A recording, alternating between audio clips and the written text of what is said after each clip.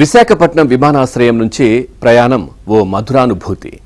సముద్రం మీదుగా విమానం గాలిలోకి ఎగురుతుంటే విండో సీట్లో కూర్చుని చూడడం మర్చిపోలేని అనుభవం. సముద్ర తీరంలో ఓవైపు పోర్ట్, ఆ పక్కనే మత్స్యకారుల బోట్లు, రెండిటికి మధ్య కంటైనర్ టెర్మినల్. అలా ఇంకొంచెం ప్రయాణిస్తే మిరుమిట్లు గొలిపే కాంతులతో వెలిగిపోయే అందమైన భవనాలు మనసులో చెరగని ముద్ర వేస్తాయి. అయితే ఇకపై ఈ అనుభూతి గత స్మృతి కానుంది. భోగాపురం ఎయిర్పోర్టు సిద్ధమై సోమవారం నుంచి కార్యకలాపాలు ప్రారంభిస్తున్న నేపథ్యంలో ఈ రోజు అర్ధరాత్రి నుంచి విశాఖ విమానాశ్రయానికి రాకపోకలు నిలిచిపోనున్నాయి.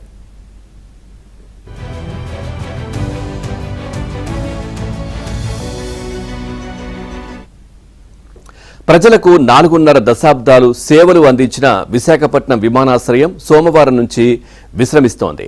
భోగాపురంలో అల్లూరి సీతారామరాజు అంతర్జాతీయ విమానాశ్రయం ప్రారంభమైన నేపథ్యంలో దీనిని పూర్తిగా మూసివేస్తున్నారు. అత్యవసర సమయాల్లో ప్రత్యేక విమానాలకు తప్ప ప్రయాణికుల విమానాలను అనుమతించబోరు. తూర్పు నౌకాదళం పూర్తి స్థాయిలో దీనిని ఉపయోగించుకోనుంది.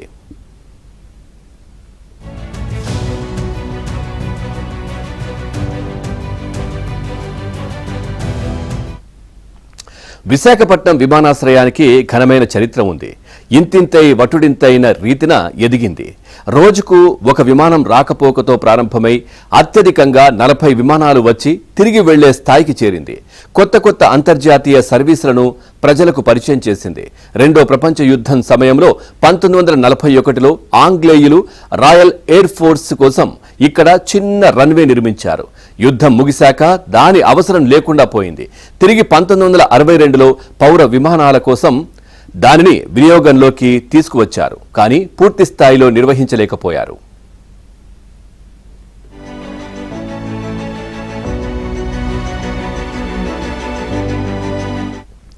భారత నౌకాదళం 1972లో ఇదే రన్వేను రక్షణ అవసరాలకు ఉపయోగించుకోవడం ప్రారంభించింది.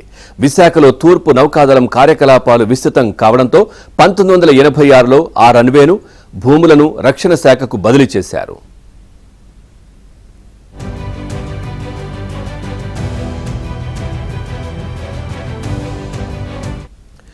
మొదట్లో విశాఖపట్నానికి రోజుకు ఒకటే విమానం వచ్చి వెళ్లేది. వాతావరణం అనుకూలంగా లేకపోతే అది కూడా రద్దయ్యేది. ఆ తర్వాత నుంచి పౌర విమానాల సంఖ్య క్రమంగా పెరుగుతూ వచ్చింది. రన్వే చిన్నదిగా పల్లపు ప్రాంతంలో ఉండడంతో వర్షాలు పడితే నీరు వచ్చి చేరేది. దీంతో 20వ శతాబ్దం ప్రారంభంలో పెద్ద రన్వే నిర్మాణానికి శ్రీకారం చుట్టారు.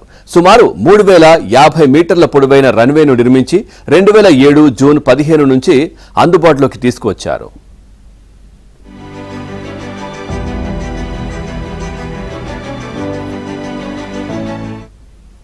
ఆ తర్వాత నైట్ ల్యాండింగ్ సదుపాయం కూడా అందుబాటులోకి రావడంతో రాత్రి 9 గంటల వరకు విమానాలు వచ్చేవి.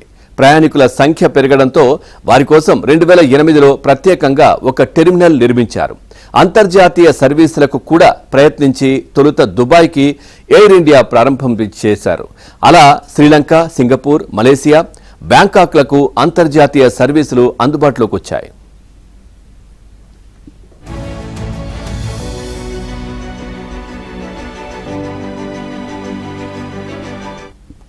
తర్వాతి కాలంలో విశాఖపట్నంలోని తూర్పు నౌకాదళం రక్షణ పరంగా కీలకంగా మారింది. ఐఎన్ఎస్ డేగాలో కార్యకలాపాలు అధికమయ్యాయి. ఒకే ప్రాంగణంలో అటు నేవీ విమానాలు, మరోవైపు పౌర విమానాల రాకపోకలు సాగించడం వల్ల ఇబ్బందులు వస్తున్నాయని నేవీ ఆంక్షలు పెంచింది. విమానాశ్రయంలోకి ఒకవైపు నుంచే ల్యాండింగ్, టేకాఫ్లకు అనుమతి ఇవ్వాలని నిర్ణయించింది. అధికారులు దీనిని యూనిడైరెక్షనల్ ల్యాండింగ్ గా వ్యవహరిస్తున్నారు. ఇక విశాఖ వచ్చే ప్రతి విమానం సముద్రం మీదుగా వెళ్లి అక్కడి నుంచి మళ్లీ ఎయిర్ ట్రాఫిక్ కంట్రోలర్ సూచించిన మార్గంలో విమానాశ్రయంలోకి ల్యాండ్ అయ్యేలా ఉత్తర్వులు జారీ చేశారు.